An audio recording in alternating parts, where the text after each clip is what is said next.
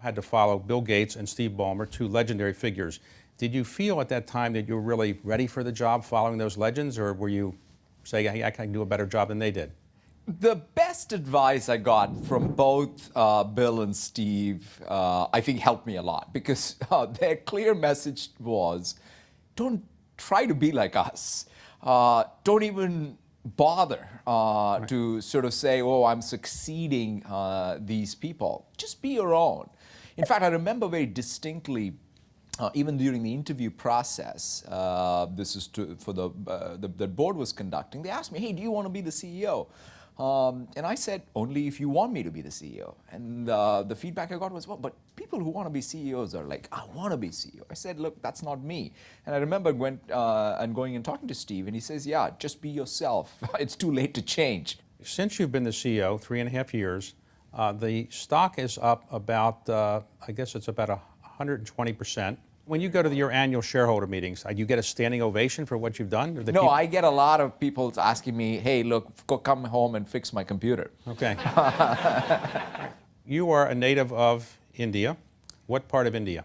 I was born in Hyderabad, which is in the central part of India.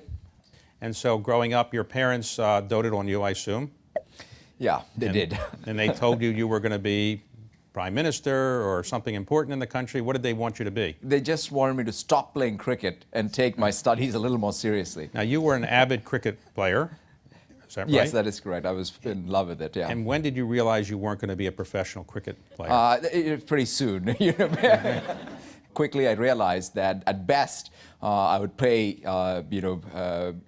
what is considered perhaps first-class cricket in India, but I was not going to go much further than that.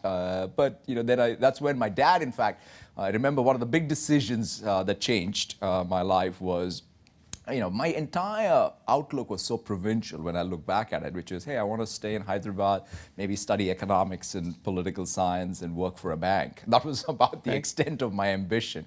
And he looks at me and he says, what are you doing? You got to get out of this place. And so he pushed me out to get to an engineering school, and that pretty much, of course, defined the trajectory afterwards. Your father was a member of the senior civil service, which is an important position, I guess, in India. Is that right?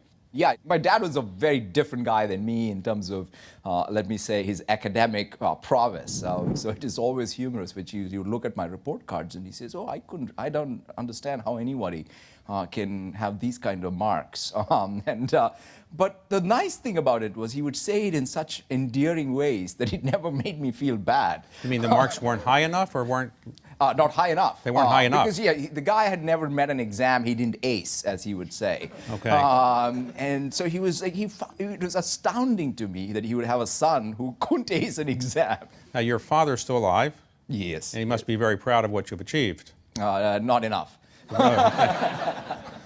So you went to college in India, and then you decided to get graduate school in the United States. So where did you go? I went to University of Wisconsin in Milwaukee for my computer. That's when I switched from electrical engineering to computer science. But when you're in India, University of Wisconsin-Milwaukee can't be that well known in India. So how did you happen to wind up there? I'd never been to west of Bombay, quite frankly, and then I showed up in Milwaukee.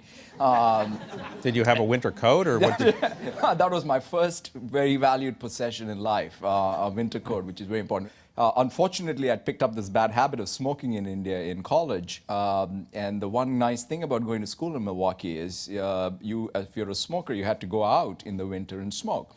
And that one winter in Milwaukee cured me of my smoking habit. Wow, good. So you got a job after you graduated at Sun Microsystems. And what was your job there? I was a software developer. Okay. And then you got recruited to go to another company called Microsoft. And that was in 1992? That's right.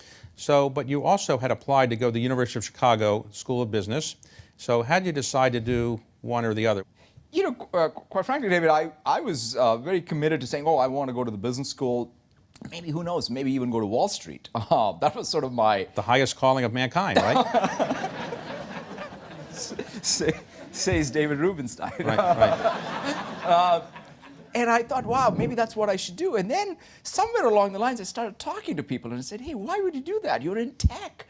And you should really come back. It's an amazing time because Windows NT, which eventually became our server business and what have you, was just starting out, and I subsequently went and did some combination of part-time and other courses and actually finished my MBA, which I find stunning. And my So wife, you were commuting, in other words. You were working, Exactly. and then on weekends you're commuting to University of Chicago, and that must have taken a lot of energy to do both, right? Oh, it was crazy. So you're beginning your ascent up, but you're dealing with some personal issues. Your first child was born with cerebral palsy. He is now 21 years old. So how did you realize that was going to change your life, and how have you dealt with that issue?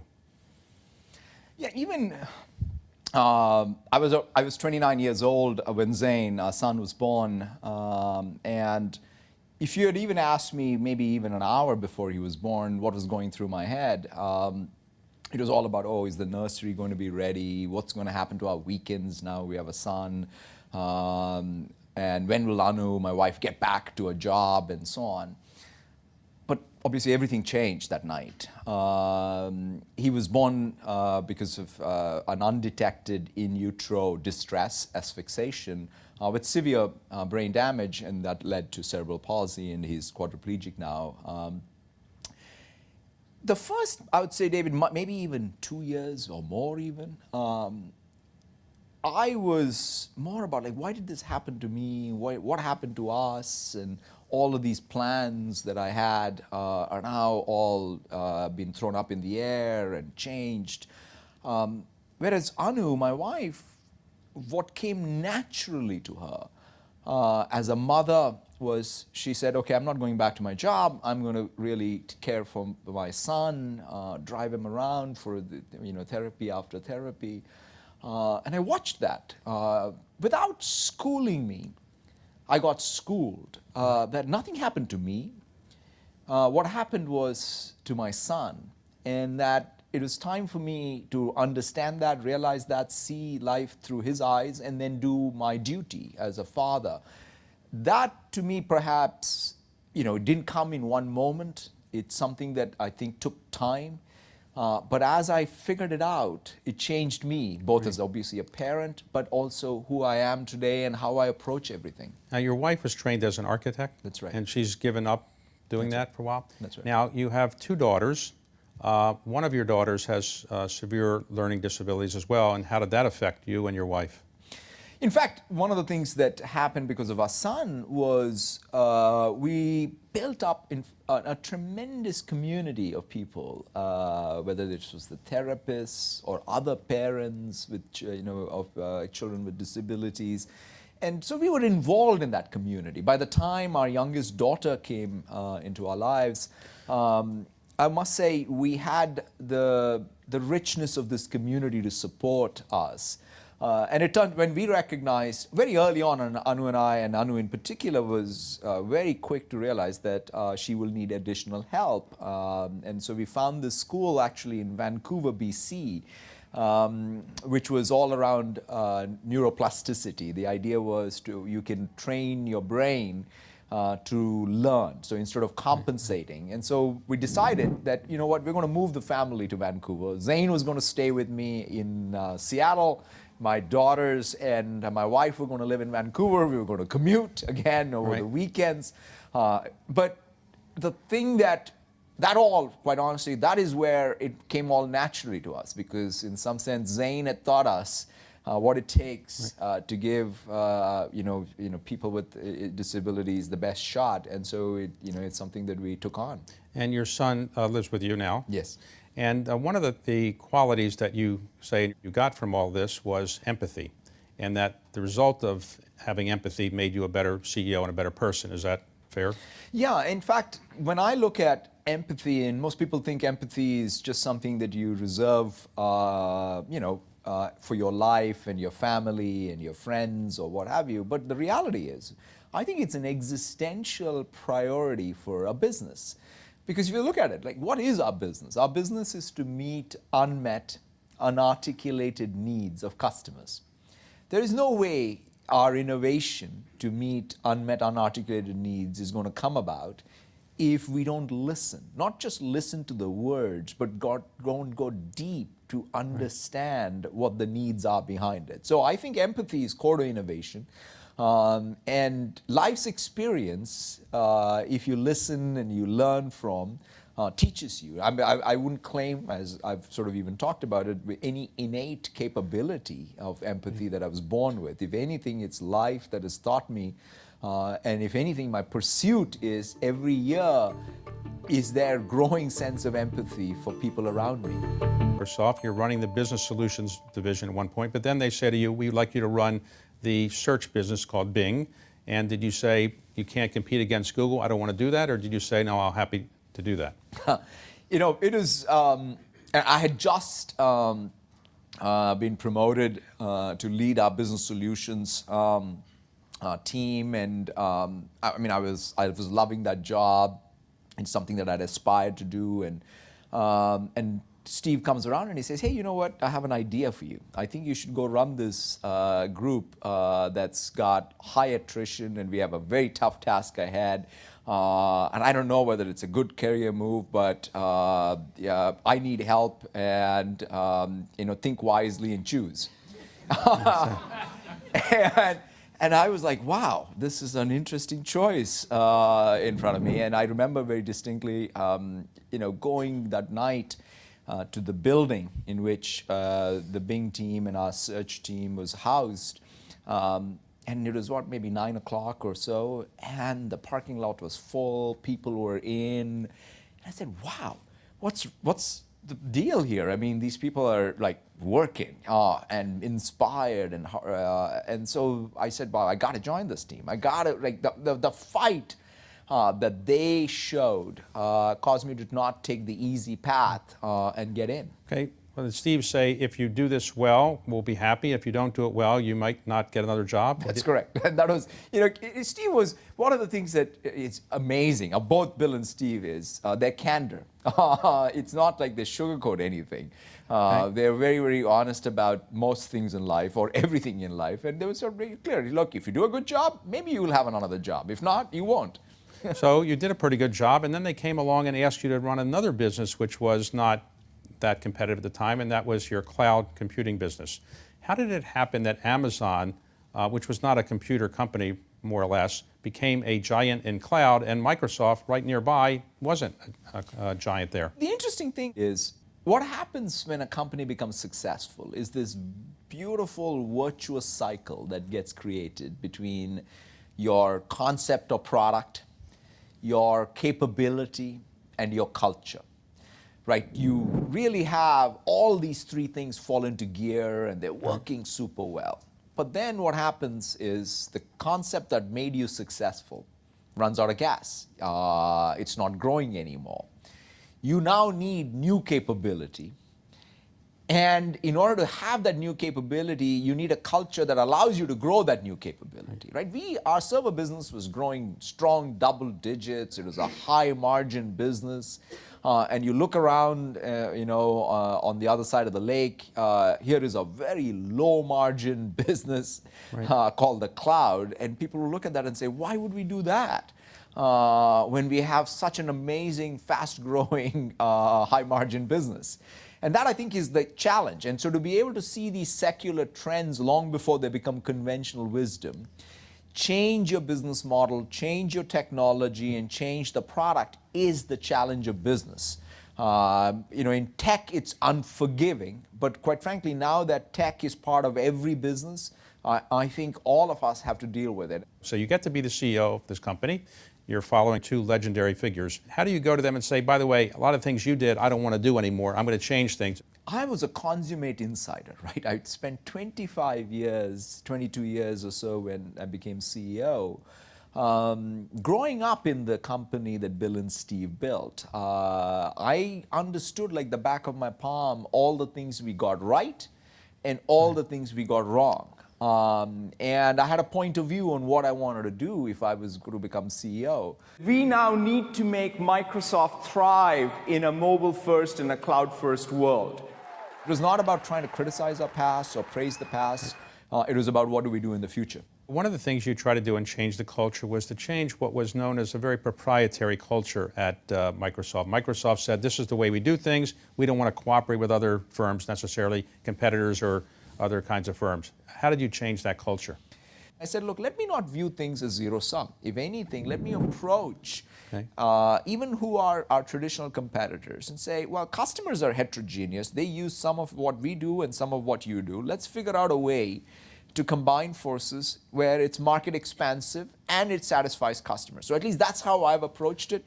And it's a lesson I learned in my early days of Microsoft. Historically, Windows and Office were your two cash cows. They are still the biggest source of profit? Absolutely. So after those two, and you suspect they'll be major source of profit for a long time. Absolutely. But after that, you have other things. You spent $26 billion, the biggest acquisition ever for Microsoft, to buy LinkedIn. What does LinkedIn have to do with Microsoft? If you look at it, we have 1 billion users of Windows and Office, or Microsoft 365. And what is the common thread there? They're all professionals. They're all people who are trying to get things done. So we have the professional cloud and the professional devices in the world. And the vision was to combine that with the professional network of LinkedIn. In fact, if you look at some of the integrations that we have since launched, you can be in Outlook. You can get an email. I can get an email from David Rubinstein. I can go look up your LinkedIn profile, which I hope you have. I'll get one today, but yes. And then sort of look up all of the mutual connections we may have. So the idea that the professional network and the professional content can be brought together, I think ultimately can be a big driver of productivity. So that is one. But one of the other pieces, which has been a real game changer for us, is LinkedIn is the way people do business-to-business sales. And if you want to be able to reach customers and sell, this integration is going to be game changer. Okay. Same thing with talent management. So I think we have lots of synergies between the products that are now coming true. CEO, the last 3.5 years has worked perfectly. The stock is up, the market value is up, everybody likes you.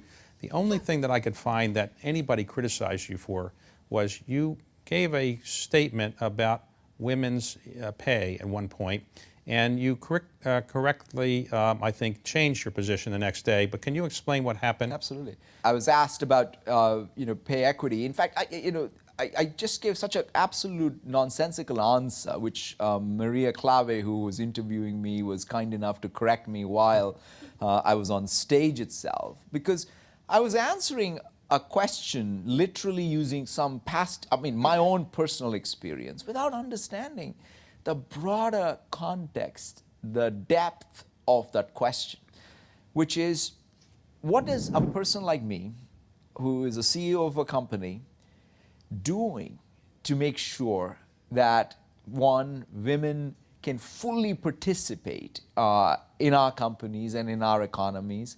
There is equal pay for equal work, and more importantly, there is equal opportunity for equal work. That was the real question. It was not about like, okay, what worked for you and what career advice do you have for me? It was a great learning moment for me.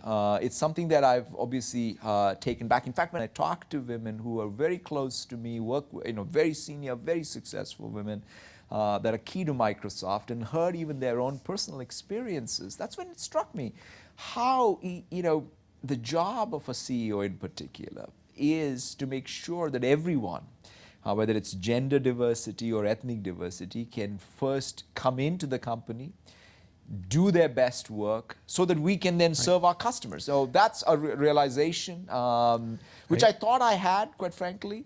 But I'm glad I messed up so publicly, because I think I internalized the lessons from it. Did you hear from your wife about that? Or? Absolutely. At that time, my mom was alive. For my mom and my wife had to give up her career because of our son. But even in my mom's case, she struggled. In fact, now I realize it a lot more than I even did, obviously growing up, was the trade-off she had to make, where the system that she was working in did not support her re-entry into the workforce after she had both myself and my sister. So you have about 125,000 employees, something like that.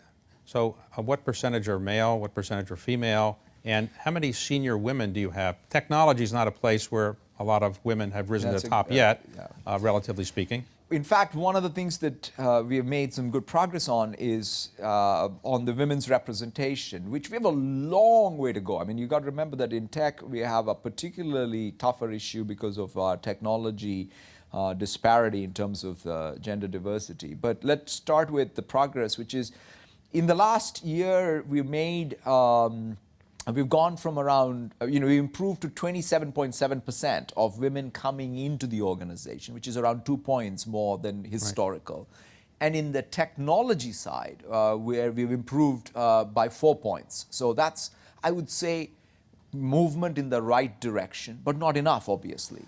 One of the other things our board also did was to change the compensation system for me as well as my direct reports to say, look, numeric progress, besides all the work that we may do, programs we may have, and the talk, let's even tie compensation of the senior-most people, including the CEO, to real numerical progress. And so we're doing everything, but quite frankly, it's going to take continuous vigilance, continuous push, and it's a top-of-mind issue for all of us. You've only been doing this 3.5 years, which is relatively short tenure for Microsoft CEOs. How many more years would you like to do this?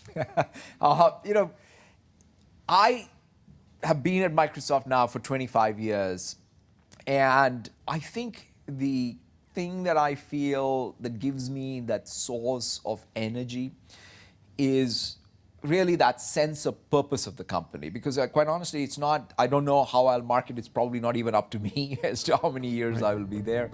And I think it's going to be fun for me to do it each day, and it's a real privilege to do it each day.